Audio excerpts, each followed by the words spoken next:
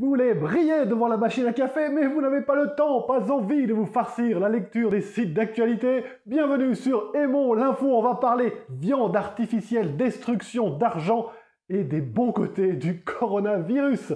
On commence par une nouvelle qu'on croirait toute droite tirée d'un ouvrage de science-fiction. On peut désormais fabriquer de la viande à partir de l'air ambiant. Une start-up créée par des anciens du MIT se propose en effet de nourrir une soupe de microbes avec de l'eau, de l'électricité et du CO2, puis de créer ainsi des protéines qui sont à l'origine de la viande de tous les jours. En y ajoutant des ingrédients naturels et en cuisant la pâte obtenue, le résultat serait tout à fait satisfaisant.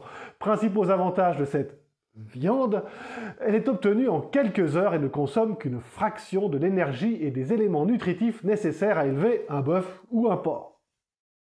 De la création de protéines, on passe à la destruction d'argent. La semaine dernière, alors que le nouveau coronavirus continuait de s'étendre et que la peur de la maladie s'insinuait partout, les 500 personnes les plus riches du monde perdaient 444 milliards de dollars dans la chute boursière la plus importante depuis la crise de 2008. Les plus grands perdants ont ainsi été Jeff Bezos d'Amazon, Bill Gates de Microsoft et Bernard Arnault, le patron du géant du luxe LVMH. Ah, encore une chose, la lutte contre le nouveau coronavirus a des conséquences inattendues.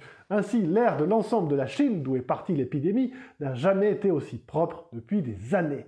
La fermeture des usines, dont le personnel est en quarantaine, a en effet fait fortement chuter les taux d'oxyde d'azote et d'ozone présents dans la zone.